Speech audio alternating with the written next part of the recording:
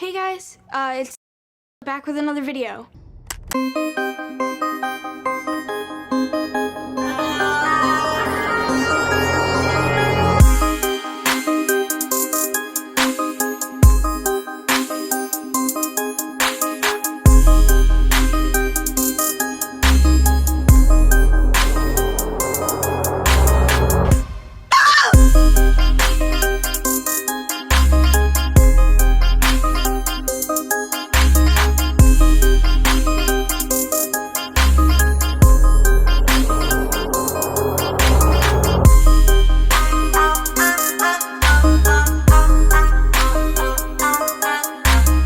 We're past the halfway mark, and 2018 has already delivered an impressive selection of films across a multitude of genres.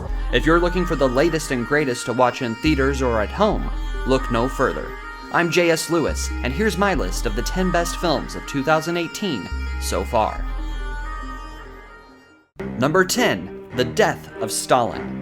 After lampooning modern politics on both sides of the Atlantic, satirist Armando Iannucci sets his crosshairs on the USSR, specifically the week Joseph Stalin fell and the Central Committee convened to determine the next chapter in Soviet history. Much hilarity is mined from the remaining leaders vying to stay in step with one another while somehow coming out on top.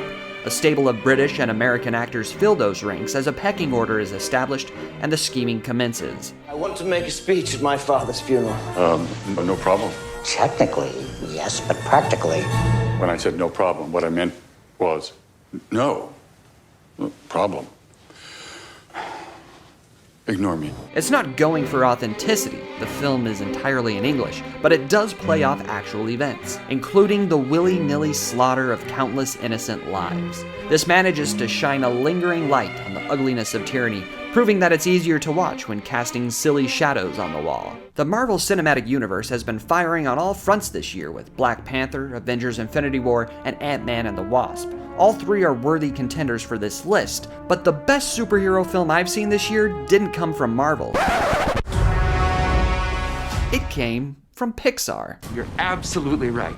Number 9, Incredibles 2. After a nearly 15-year wait for the return of The Incredibles, a super family with a variety of abilities, this picks right up from the first film without missing a beat. Much of the film plays with a welcome reversal of roles as Mr. Incredible struggles and juggles the kids at home to hilarious ends, while Mrs. Incredible is out saving the day in one thrilling set piece after another that were so eye-popping that theaters even had to start putting up warning signs. As you'd expect, the whole family is brought together for an epic finale that utilizes everyone's powers, including Frozone and a whole new team of supers. The wait was worth it, and I look forward to Incredibles 3 in 2033.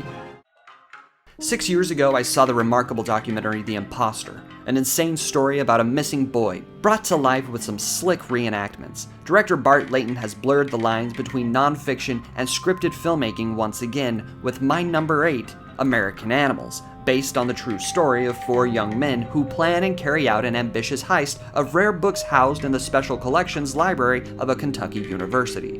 The manner in which the film cuts between the real-life culprits in sit-down interviews and the actors portraying them, including Evan Peters and rising star Barry Keoghan, is masterful.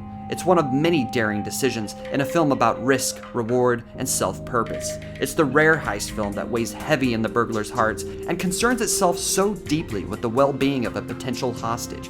It plays with the flashiness of Hollywood portrayals before bringing down the gavel of tension through realism.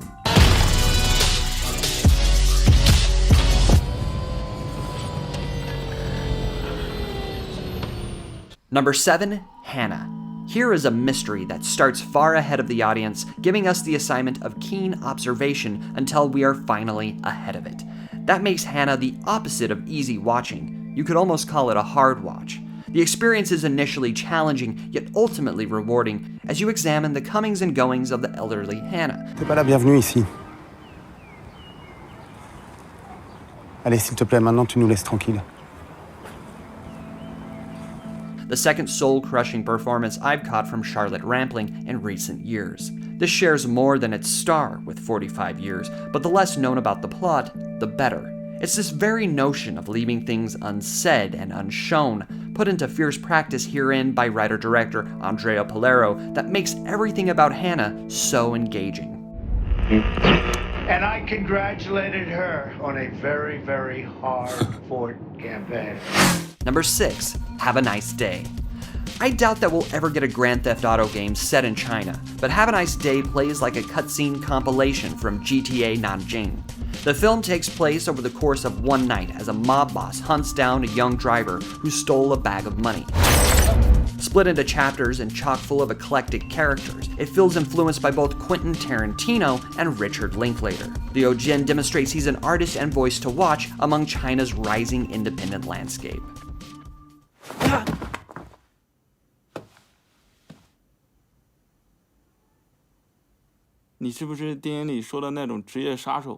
Number 5, 8th Grade. Being yourself can be hard, and it's like, aren't I always being myself? And yeah, for sure.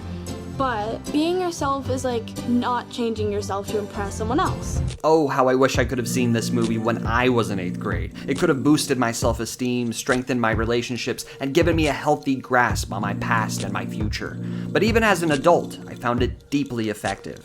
It follows Kayla in an irresistibly honest performance by Elsie Fisher, as she carefully steers through the treacherous social waters of her final week of middle school. Much to her dismay, she's voted most quiet by her classmates, but proves she has a lot on her mind in multiple vlog entries uploaded to YouTube. Writer-director Bo Burnham, who started his successful career as a musically inclined comedian on YouTube, takes the pulse of the social media addicted youth of today, and the result feels both refreshing and accurate. At 27 years old, Burnham throws his hat in the ring for one of the best directorial debuts I've seen in recent memory. Number 4, Paddington 2. In a year bloated with sequels, reboots, and remakes, nothing is as charming or frankly as good as Paddington 2. The first film was an absolute pleasantry, and this one raises the bar even higher, as the well-meaning yet accident-prone bear winds up in prison when he's wrongfully convicted. The film adds 2 delightful supporting human performances from Brendan Gleeson and Hugh Grant. This is wholesome, imaginative, and visual storytelling that we see all too rarely these days. Paddington 2 is a panacea for our divisive, hate-fueled, and outraged times.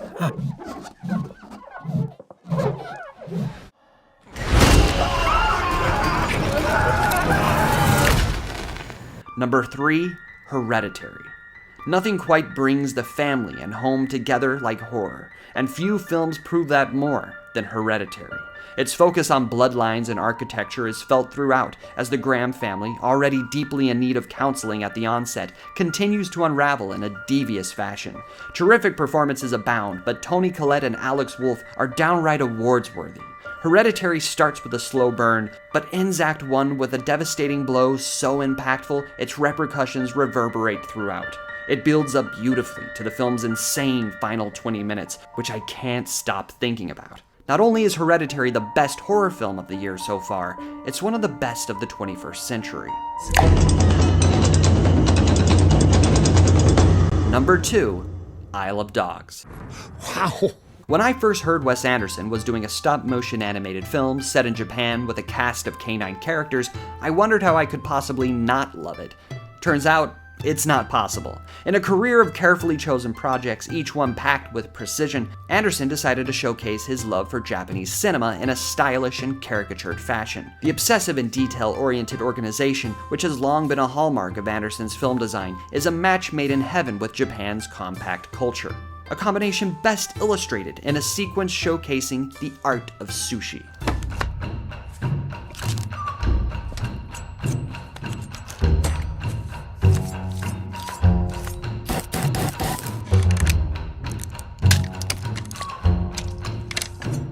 Aesthetically, it's chef's kiss, but that's not to say the film is without substance. There is a beating heart in the story of a young Japanese boy trying to find his best friend on a dystopic landfill where dogs have been banished and begin to form packs resembling feudal Japan. I feel that it's ultimately about our shared instincts to protect those we love and do what we can to assure their survival. There's a lot going on in Isle of Dogs, and I look forward to unpacking it further, one piece at a time.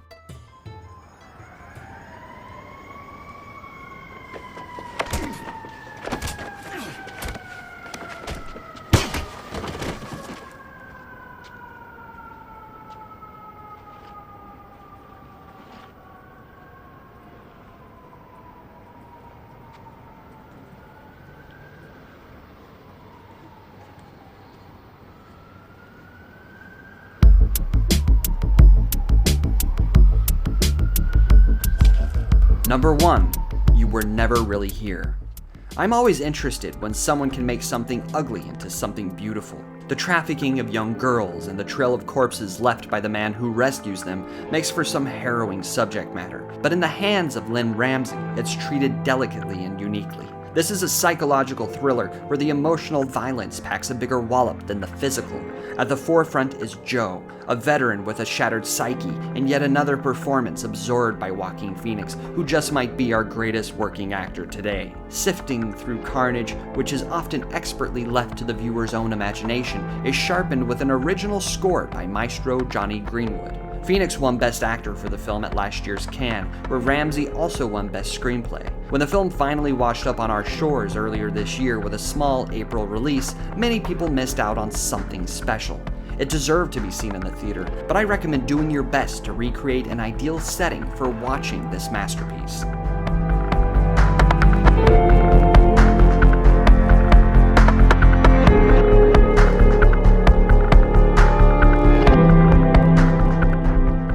That's my list of the 10 best films of 2018 so far. I could have easily highlighted another 10, so I'll include them as honorable mentions in the description. I'm sure your list looks different than mine, and I invite you to share it in the comments below. Until next time, I'm J.S. Lewis. Thanks for watching.